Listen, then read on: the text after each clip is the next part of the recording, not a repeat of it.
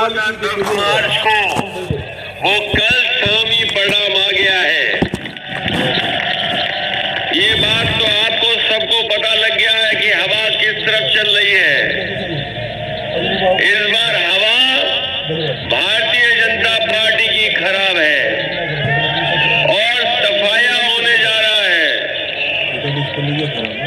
जहां पर चुनाव पहले चरण में था, वहां पर जनता ने, किसानों ने, हर वर्ग के लोगों ने भारतीय जनता पार्टी का सफाया कर दिया है।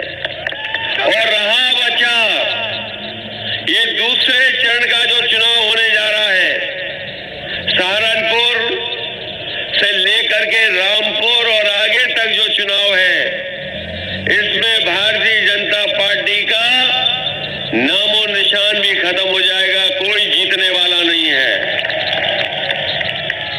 बताओ, ये मान लूं, मैं कहने मान लूं रामपुर से सफाया होगा,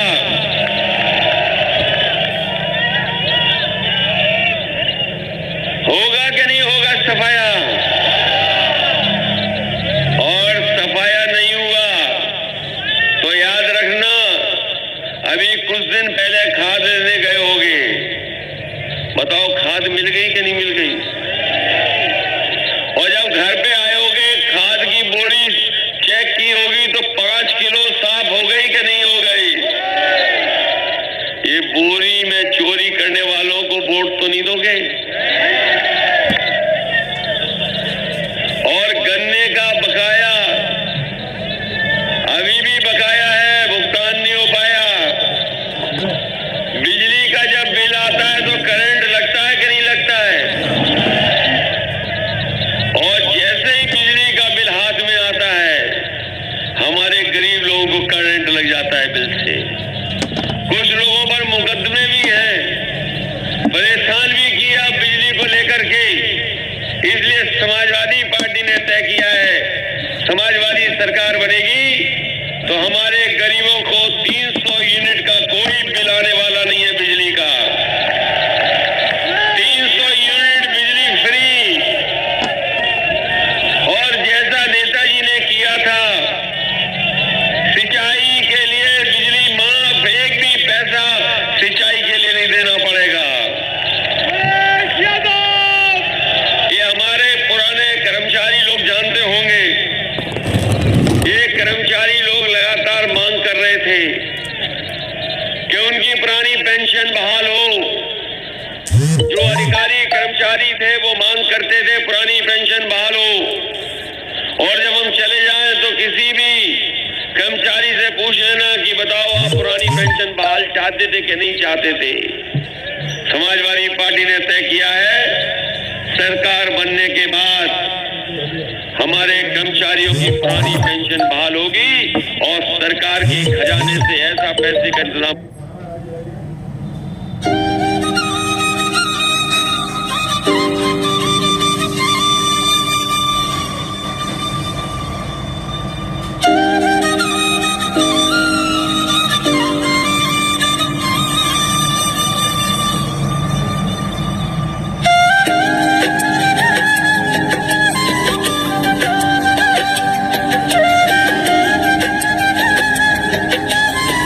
धरने पे नहीं बैठना पड़ेगा। हम लोग 15 दिन के अंदर किसानों के गन्ने का पैसा भुगतान कराने का काम करेंगे। और उसके लिए बजट से अलग से पैसा रखेंगे। किसान अपना गन्ना देगा और 15 दिन के अंदर उसका भुगतान हो जाएगा। इसका बुरा मत मानिए, ये भी बीजेपी के खिलाफ है। आप चलो बगल में पूछ लेना, बीजेपी के खिलाफ वोट दोगे कि नहीं दोगे? ये भी दे देगी बीजेपी के खिलाफ। ये देखो, बीजेपी गई।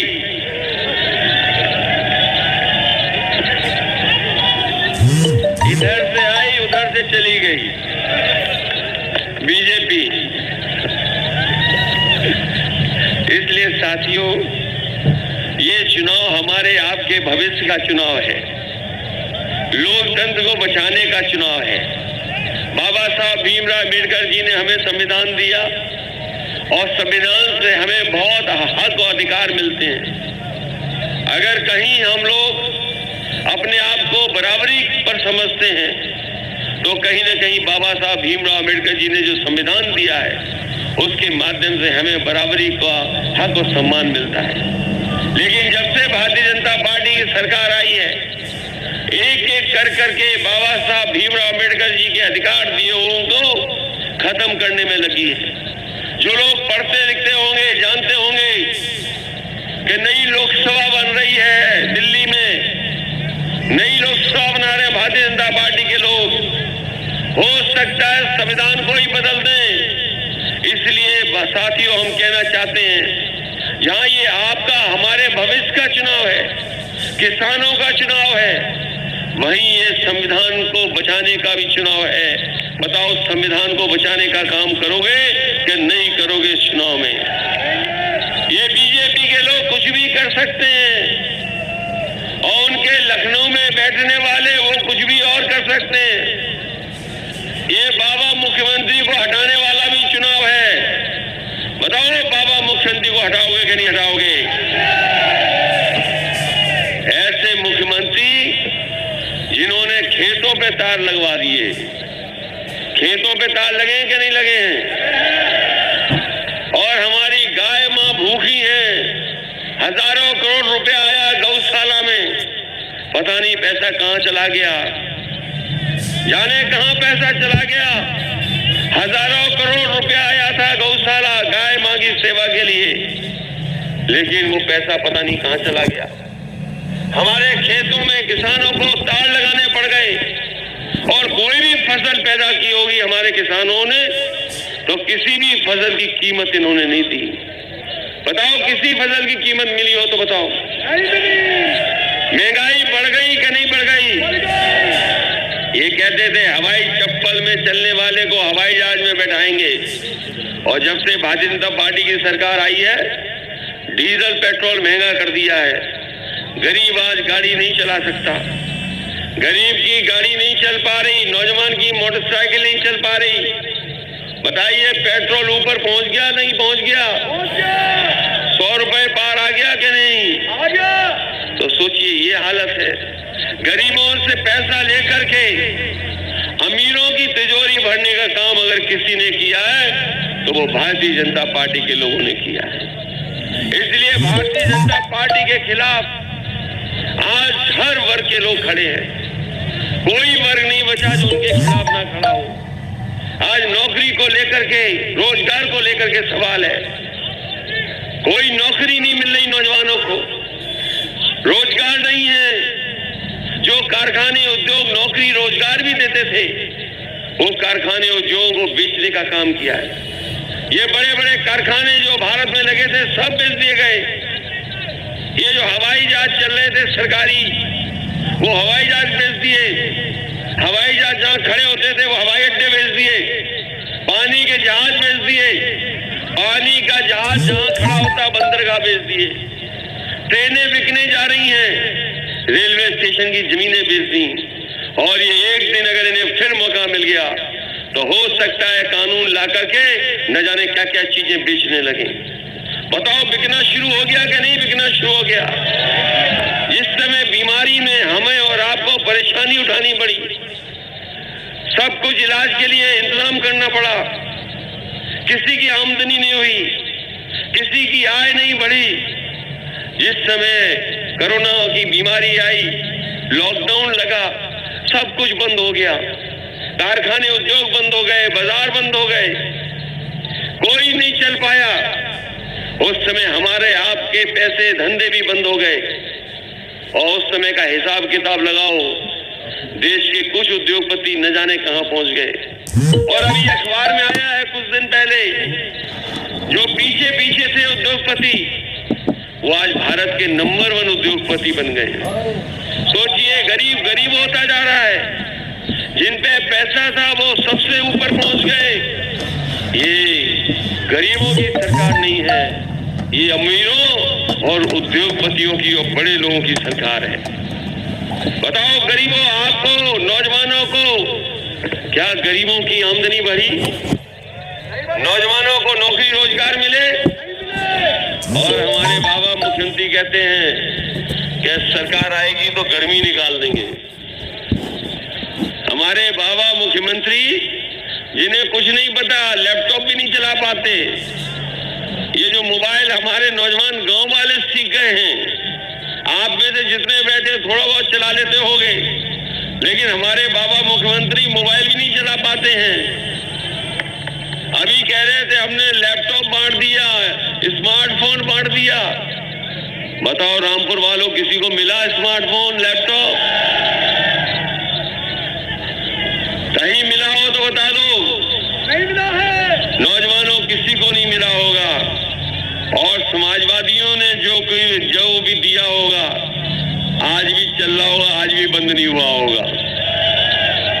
तो जो लोग गर्मी निकाल रहे थे, हम नौजवानों को कहना चाहते हैं, हम लोग रोजगार और फौज में नौकरी और पुलिस में नौकरी निकालने का काम करेंगे, तब जाकर के भारतीय जनता पार्टी की गर्मी निकलेगी।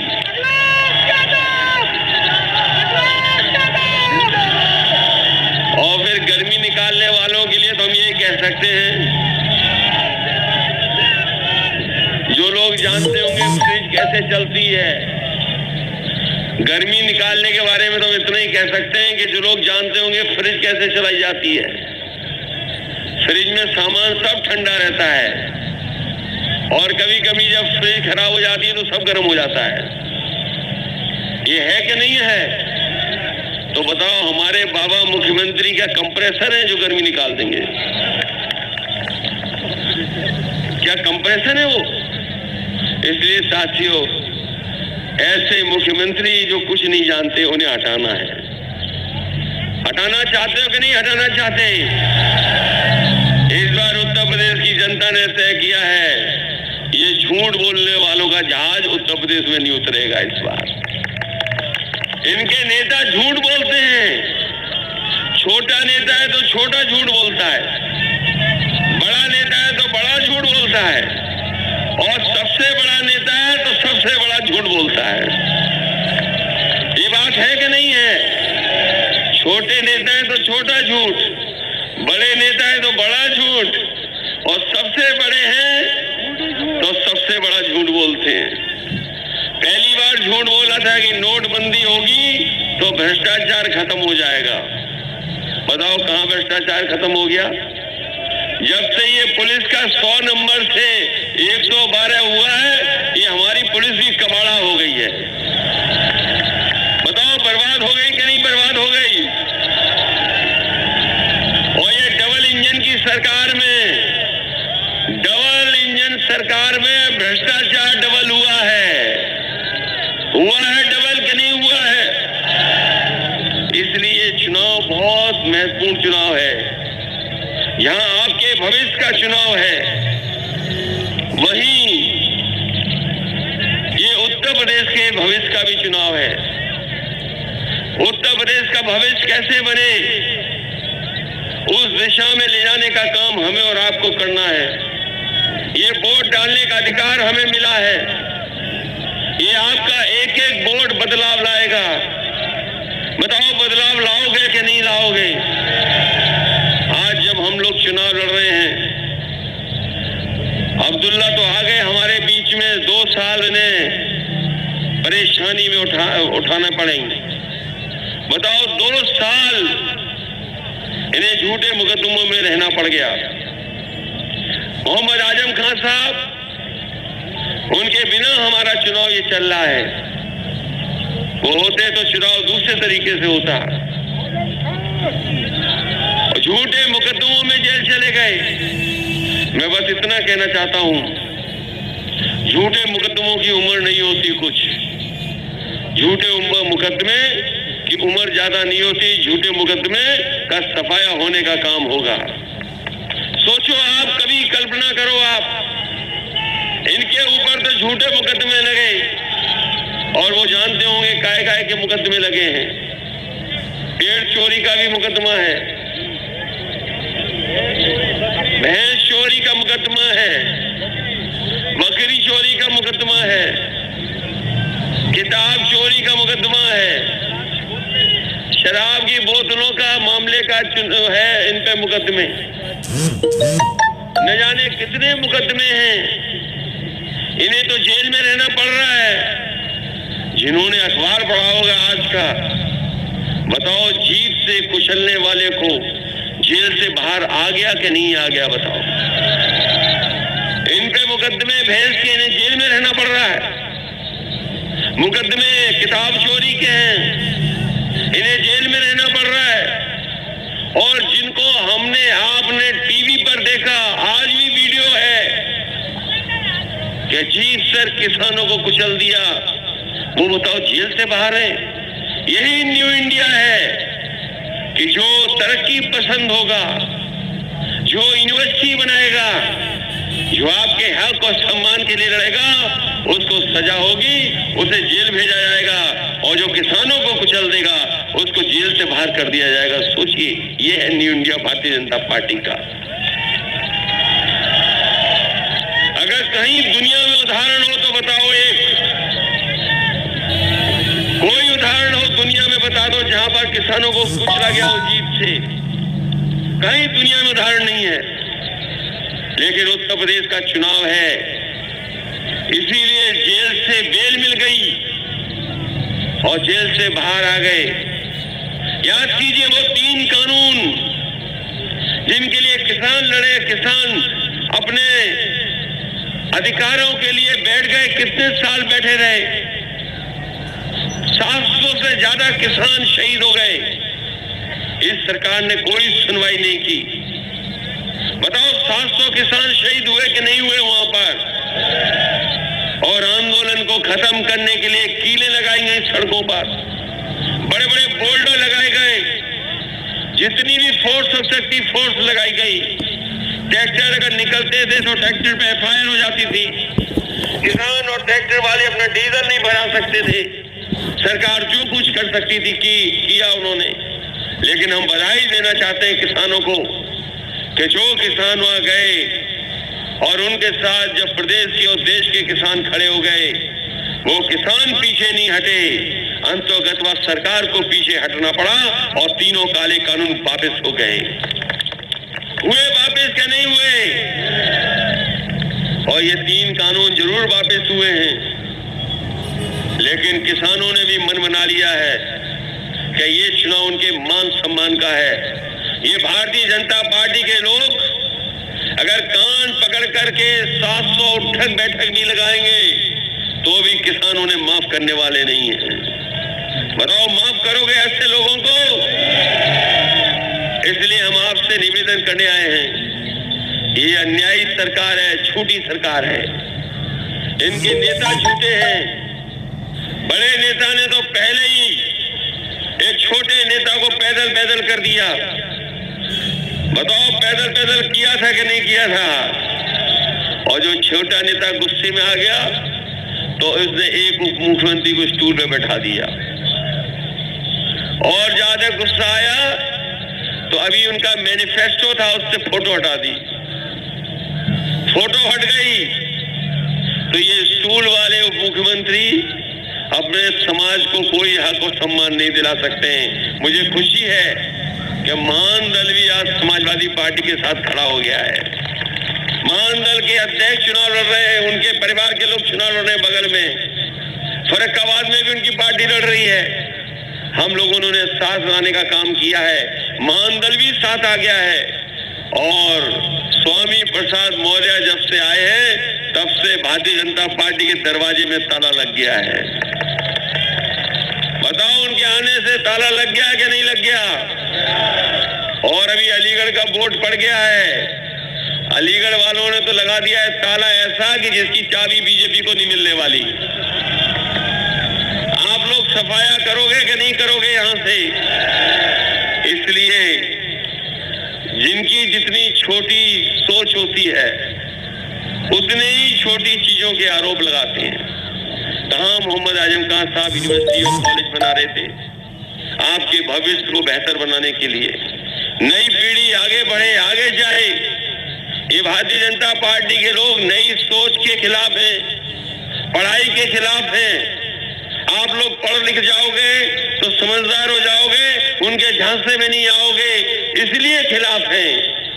ये केवल मोहम्मद आजम साहब के खिलाफ नहीं है, वो मोहम्मद आजम साहब की जो सोच है कि आने वाली पीढ़ी पढ़ लिख करके कुछ कर जाए, आगे बढ़ जाए, उस सोच के भी खिलाफ है। इसलिए ये चुनाव भारतीय जनता पार्टी को उत्तर प्रदेश से हटाने का चुनाव है और शुरुआत होनी चाहिए रामपुर से। इस चरण में बताओ रामपुर वालों, साफ कर दोगे बीजेपी को कि नहीं?